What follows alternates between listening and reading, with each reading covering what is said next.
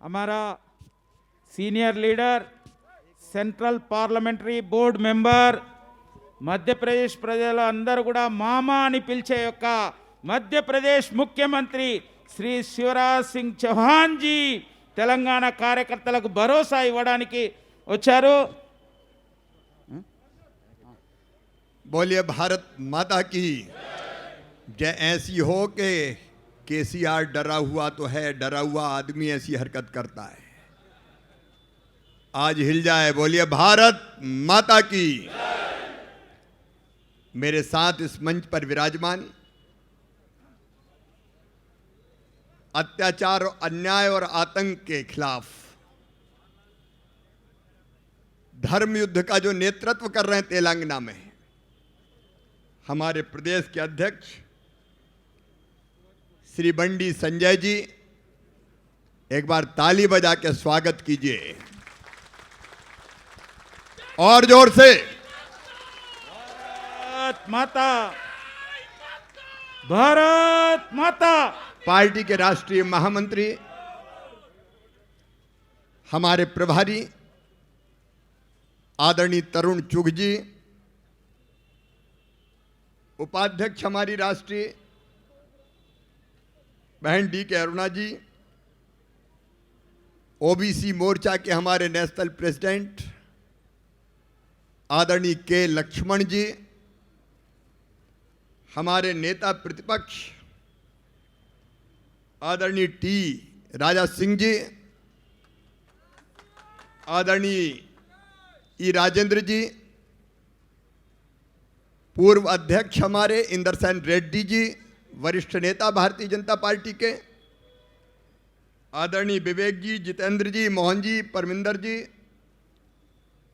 सभी वरिष्ठ नेता साथी पदाधिकारीगण, यहां उपस्थित मेरे भाइयों बहनों, भांजे और भांजियों, मामा तो हुई ना।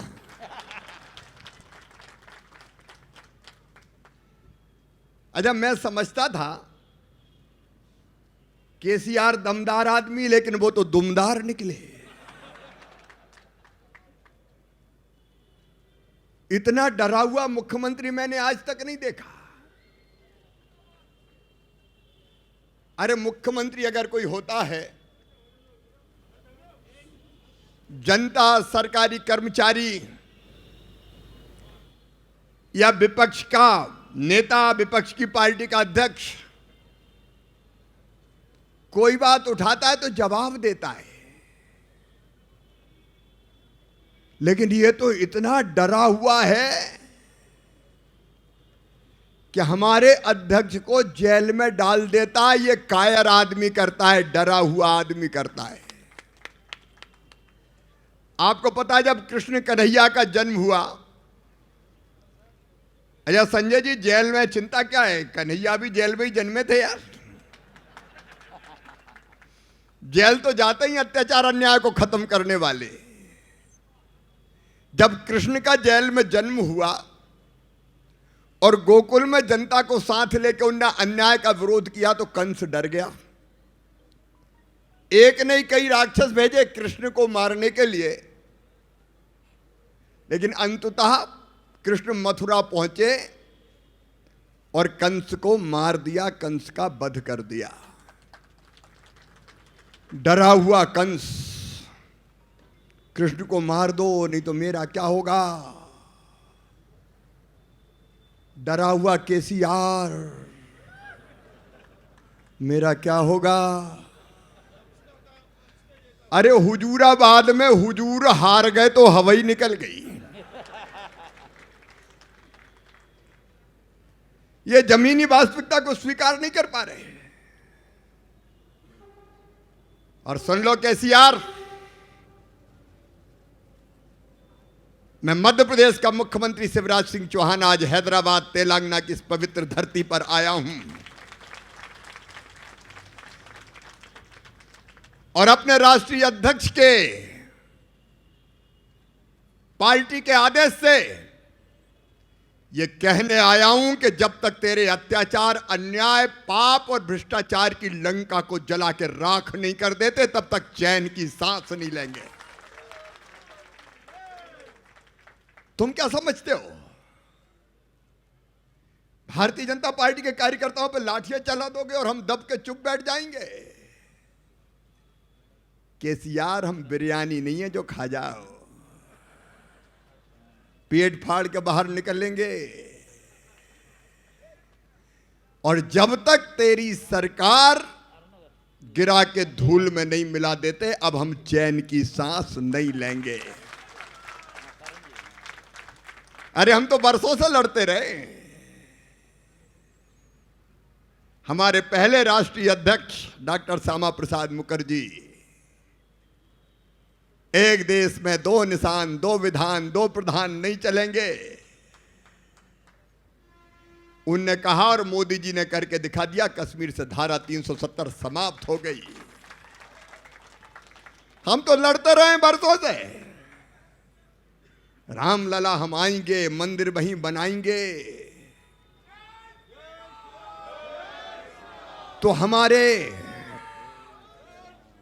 हमारे विरोधी कहते थे तारीख नहीं बताएंगे, और अब देख लो शान से राम मंदिर का निर्माण हो रहा है। हम तो लड़ते रहे केसीआर। ये भारतीय जनता पार्टी, हमारे नेता आदरणीय नरेंद्र मोदी 3 तलाक समाप्त कर दिए। तुम तेलंगाना वालों को डराने आए हो? अरे ये निजाम बिजाम से नहीं डरे कभी।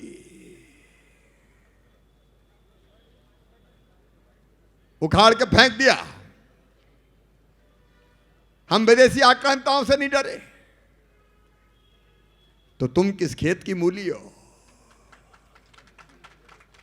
क्या समझते हो अपने आप को? अरे ये लोकतंत्र है। भारतीय जनता पार्टी विपक्षी पार्टी है।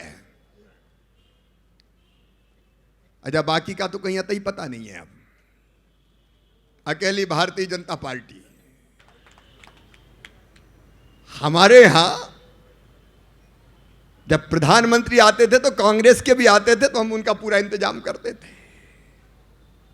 मैं आपको बताता हूं भारतीय जनता पार्टी के संस्कार। मैं मुख्यमंत्री रहते हुए यूएसए गया, अमेरिका। तब मनमोहन सिंह जी भारत के प्रधानमंत्री थे।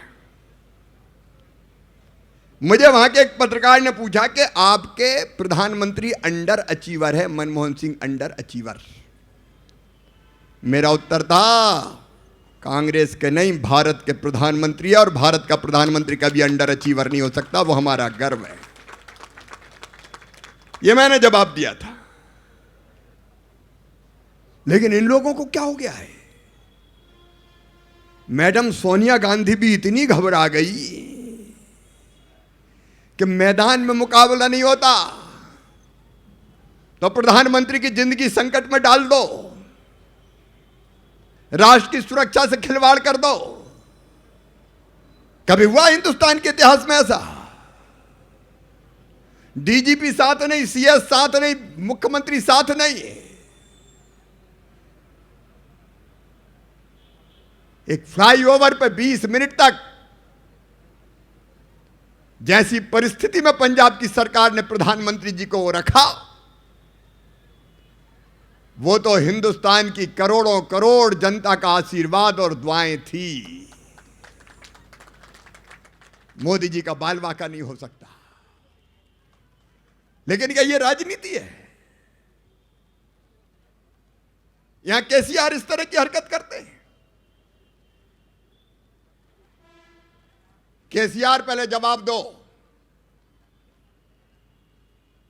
कितने वचन दिए थे तुमने तेलंगाना की जनता को? 7 लाख रुपए तक का 2 बेडरूम का मकान फ्री। बोलो, कहा था कि नहीं कहा था? अरे जोर से बताओ, कहा था कि नहीं? दिया क्या? 3016 रुपए बेरोजगारी भत्ता। कहा था कि नहीं? दिया क्या? 3 एकड़ जमीन दलितों को। कहा था कि नहीं? दिया क्या? KG 2 PG free education. कहा था कि नहीं? दिया क्या? अब जवाब तो देना पड़ेगा। अब हम जवाब मांग रहे हैं तो कह रहे जेल में ले जाएंगे। कितनी ऊंची जेल तुम्हारी देखी है और देखेंगे कैसी। दम है तेरे दमन में कितना ये भी देखेंगे। ये भारतीय जनता पार्टी का कार्यकर्ता है, जोश से भरा हुआ, उत्साह से भरा हुआ, एक नया तेलंगाना गढ़ने का सपना इसने हृदय में संजोया है। तुम वचन पूरे नहीं करते, वादे नहीं निभाते, और जनता मांग करती तो कुचलने का काम करते हो। ये डरे हुए मुख्यमंत्री, अब मुकाबला तो भारतीय जनता पार्टी का तुझे करना पड़ेगा। और हम यही ऐलान करने आए। आपको याद होगा मैं सदस्यता अभियान के समय आया था, और तब मैंने आपसे कहा था कि 2023 में तेलंगाना में भारतीय जनता पार्टी की सरकार बनेगी। आज भारतीय जनता पार्टी के कार्यालय के इस प्रांगण में केसीआर मैं तुमसे कह रहा हूं, अंधेरा छटेगा, सूरज निकलेगा और तेलंगाना में कमल खिलेगा। तुम रोक नहीं सकते। ये जेल में बंद करके रोकोगे तुम? हम उस पार्टी के कार्यकर्ता हैं जिसके नेता नरेंद्र मोदी है। कहते हैं किसान विरोधी है। यूके के प्रधानमंत्री कहते हैं one world, one sun, one grid and one Narendra Modi. दुनिया में जिसकी यशो गाथा गूंज रही है,